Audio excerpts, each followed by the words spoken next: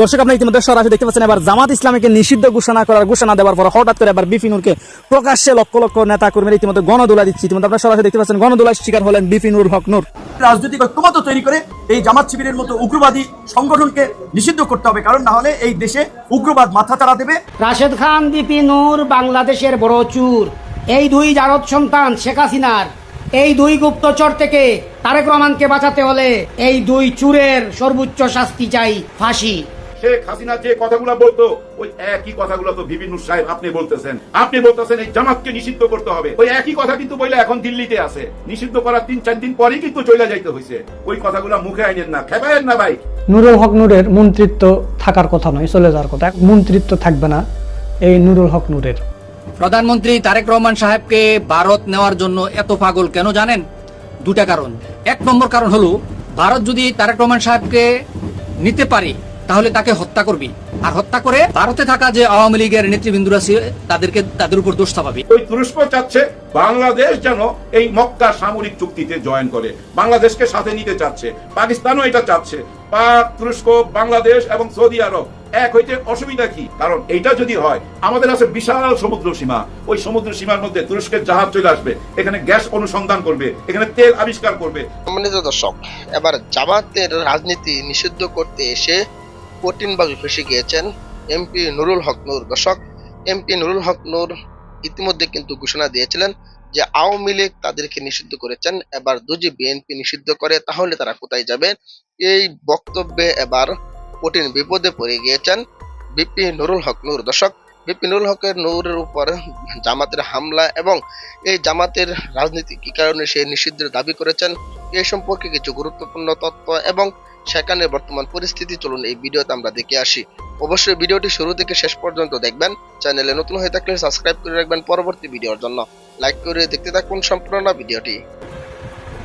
সব দল করেছে, জামাত করেছে, এনসিবিতে আসিল, বিএনপিতে আসিল, আওয়ামী লীগে আসিল। শেখ হাসিনারে মা ডাকছে এই দুই জানোয়ার, এই দুই কুলাঙ্গার, এই দুই জারদ সন্তান শেখ হাসিনার আজকে বিএনপির সবচেয়ে বড় নেতা, আজকে বিএনপির স্থায়ী কমিটির সদস্য এই রাশেদ খান আর বিপিনুর, সেরা দুইটা বাংলার চুর। আমি তারেক রহমান সাহেবকে, বিএনপির শীর্ষস্থানীয় নেতৃবৃন্দকে, স্থায়ী কমিটির সদস্যকে আকুল আহ্বান, উদার্ত আহ্বান জানাই, শুধু একটা নির্বাচন দেন। হা বুট না বুটের মতো বিপিনুরকে, রাশেদ খানকে বিএনপির তৃণমূল থেকে কোটি কোটি বিএনপির জনগণ ভালোবাসে কি না, নাকি তাদেরকে চুর বলে, না তাদেরকে ডাকাত বলে, না ওরা আসলে কারা, ওরা যে দালাল তার প্রমাণ পাবেন। বিএনপি থেকেই নির্বাচন করেন, একটা নির্বাচন চাই। দেখবেন 90% বিএনপির লোকজন, 90% বাংলাদেশের লোকজন বলবে এই বিপিনুর, রাশেদ খান, বিপিনুর দুইটা চোর, দুইটা গুপ্তচর। এই দুই গুপ্তচর থেকে আমাদের তারেক রহমানকে বাঁচাতে হলে, এই দুই চুরের বাচ্চা চুরের হাত থেকে গণতন্ত্রকে বাঁচাতে হলে, ফ্যাসিবাদকে বাঁচাতে হলে, আওয়ামী লীগের হাত থেকে বাংলাদেশকে বাঁচাতে হলে, জুলাই ঐক্যকে বাঁচাতে হলে, 24-এর গণ অভ্যুত্থানের ঐক্যকে ধরে রাখতে হলে এই দুই চুরের সর্বোচ্চ শাস্তি চাই, ফাঁসি। এরা বিএনপিকে ধ্বংস করার মিশন নিয়ে, গণতন্ত্রকে ধ্বংস করার মিশন নিয়ে, রাজতন্ত্র কায়েম করার জন্য এখন তারা দাবি করছে 10 লক্ষ টাকা বেতন চায়। যে দেশের বাঙালি মানুষ ভাত খাইতে পারে না, যে দেশে কারেন্ট নাই, বিদ্যুৎ নাই, গ্যাস নাই,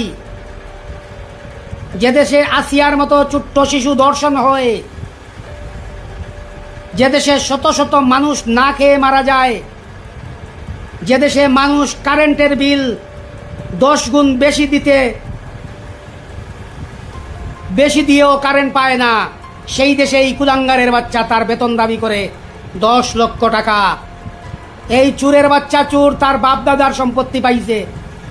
আমি বিপিনুরকে দোষ দেই না, এই দোষী আমাদের প্রধানমন্ত্রী তারেক রহমান সাহেব।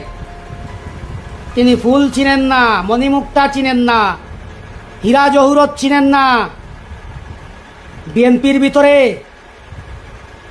আমানুল্লাহ আমান, গয়েশ্বরচন্দ্র রায়, রুহুল কবির রিজভী, মির্জা ফখরুল ইসলাম আলমগীরের চেয়েও আরো কঠিন, দুর্দান্ত এবং জাতীয়তাবাদের জন্য, বিএনপির জন্য জীবন দিতে পারে এই রকম রাশেদ খানের মতো, বিপি নূরের মতো এর চেয়ে হাজার হাজার গুণ বেশি যোগ্যতা সম্পন্ন মন্ত্রী হওয়ার যোগ্যতা রাখে, সচিব হওয়ার যোগ্যতা রাখে, সহযোগী হওয়ার যোগ্যতা রাখে বিএনপিতে এই বাংলাদেশের 64 জেলায় লক্ষ লক্ষ আছে।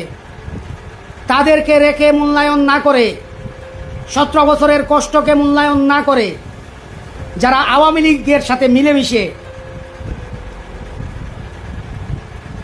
বাংলাদেশের বিরুদ্ধে, তারেক রহমানের বিরুদ্ধে, জুলাইয়ের বিরুদ্ধে ষড়যন্ত্র করেছে, তাদেরকে তারেক রহমান কুলে বসিয়ে দুধু খাওয়াচ্ছেন, ফিডার খাওয়াচ্ছেন, দুধু খাওয়াচ্ছেন, কোলা।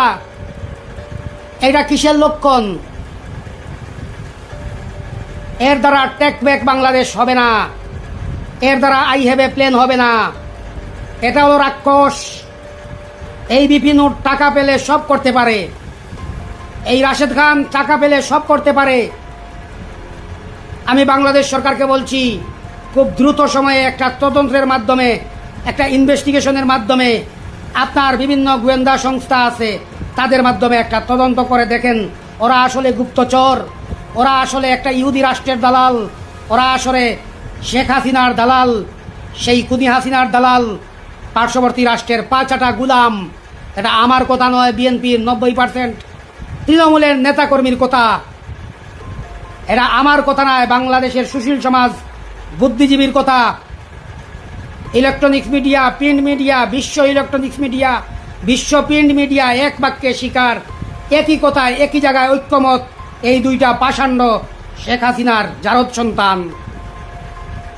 তাই যত দ্রুত সম্ভব এই দুইজনকে বাংলাদেশ থেকে বাইর করে দেন, দল থেকে বাইর করে দেন। মক্কা সামরিক চুক্তি, হ্যাঁ আপনারা নিশ্চয়ই শুনছেন, মক্কা সামরিক চুক্তি। এই চুক্তিটা হয়েছিল কিন্তু পাকিস্তানের সাথে সৌদি আরবের। এই চুক্তিটা হয়েছে তুরস্কের সাথে সৌদি আরবের। এটা কি চুক্তি? যে এই সৌদি আরবে যদি কোনো দুশ্মন কখনো হামলা করে তাহলে পাকিস্তান প্রতিরোধ করবে এবং এই তুরস্ক প্রতিরোধ করবে। তুরস্কের ব্যাপারটা তো আপনারা জানেন। এই পৃথিবীতে এখন যে সামরিক অস্ত্র যারা বানায় এদের মধ্যে অন্যতম হচ্ছে এই তুরস্ক। এই তুরস্কের সামরিক সরঞ্জাম কিন্তু ব্যবহার হয়েছিল ওই অপারেশন সিন্দুরে, এটা তো আপনাদের মনে আছে। ওই তুরস্ক চাচ্ছে বাংলাদেশ যেন এই মক্কা সামরিক চুক্তিতে জয়েন করে, বাংলাদেশকে সাথে নিতে চাচ্ছে। পাকিস্তানও এটা চাচ্ছে, সৌদি আরব নিশ্চয়ই চাইবে। কারণ কি জানেন, এই বিএনপির সাথে সৌদি আরবের সম্পর্কটা ভাই অনেক গভীর। বিশেষ করে বেগম খালেদা জিয়ার সাথে ভাই বোনের সম্পর্ক ছিল। সৌদি বাদশা কিন্তু বেগম খালেদা জিয়াকে বোন ডাকছিল। আপনাদের মনে আছে, যখনই ওনার পায়ের কোনো প্রবলেম হইতো তখনই কিন্তু উনি সৌদি আরবে চলে যেত চিকিৎসার জন্য। ওই সৌদি আরবের প্রিন্সও চায় কিন্তু এই মক্কা চুক্তিতে বাংলাদেশ আসুক, কিন্তু বাংলাদেশ যাবে শুনছিলাম, গেলে তো ভাই মারাত্মক কাজ হয়ে যেত ভাই। হ্যাঁ ভাই, যাওয়া উচিত, কারণ এটা তো মক্কা চুক্তি, ইসলাম ধর্মের চুক্তি। আমার মক্কার আশেপাশে বা আমার মক্কার উপরে যদি কেউ আক্রমণ করতে চায় আমরা সবাই এক হইয়া প্রতিরোধ করব। এটাই তো এই চুক্তি। পাক, তুরস্ক, বাংলাদেশ এবং সৌদি আরব এক হইতে অসুবিধা কি? আপনারা একটু হিসাব করলেই বাইর করতে পারবেন। এই চীনও চায় কিন্তু বাংলাদেশ এই মক্কা সামরিক চুক্তিতে চলে যায়। এটাতে আমাদের অনেক বড় পাওয়ার বাইরে যায়। তো ভাই, কয়েকদিন আগের ঘটনা আপনাদের বলি। এই যে একজন গোয়েন্দা আসছিল না, চিফ গোয়েন্দা, চিফ রয়ের চিফ, কেন আসছিল? এখন শোনা যাচ্ছে উনি আসছে এখানে বাংলাদেশে একটা রয়ের অফিস খোলা যায় কিনা সেই ব্যাপারে আলোচনা করার জন্য। চিন্তা করেন, এখনো রয়ের অফিস এখানে খুলতে চায়। আমি তো মনে করি ভাই, কাটা দিয়ে কাটা তুলতে হয়, লোহা দিয়ে লোহা কাটতে হয়। এই রয়ের অফিস না কইরা এখানে পাকিস্তান গোয়েন্দাদের অফিস করা উচিত। হ্যাঁ ভাই, পাকিস্তানি গোয়েন্দারাই ভাই একমাত্র বুঝতে পারে রয়ের চলাফেরা, গতিবিধি, ওরাই সবসময় ওদেরকে ফলো করে। পাকিস্তানের গোয়েন্দাদের অফিস খোলা উচিত এখানে, লোহা দিয়েই তো লোহা কাটতে হবে, অসুবিধা কি? আর এখানেই হচ্ছে সবচেয়ে বড় ভয়, এই মক্কা চুক্তিটা যদি কইরা ফেলে বাংলাদেশ, আরেকটা ভয় তো কাজ করতেছেই, যে ওই চীনের সাথে আমাদের একটা করিডোর হওয়ার কথা, আমাদের তিস্তা মহাপ্রকল্প হওয়ার কথা, আমাদের মোংলা পোর্ট তাদেরকে দেওয়ার কথা, সেগুলো তো আছেই। কিন্তু সবচেয়ে বড় ভয় এই মক্কা চুক্তি। কারণ এইটা যদি হয়, আমাদের আছে বিশাল সমুদ্র সীমা।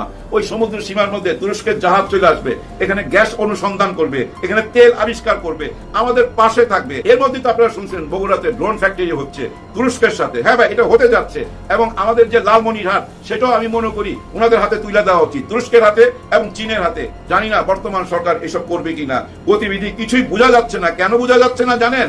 এই সরকারের ভিতরের কিছু কিছু মানুষ এমন নোংরা কথাবার্তা বলতেছে, এইসব কথাবার্তা শুনলে মনে হয় কি জানেন, যে কোনো সময় বিরোধী দল এবং সরকারি দল একটা বিবাদ হয়ে যেতে পারে। 55 বছর পর আইসা বলতেছে ওই যে 71-এ গণধর্ষণ করছিল, 71-এ খুন খারাপি করছিল, সেটার বিচার হইতে হবে, তাদেরকে নিষিদ্ধ করতে হবে।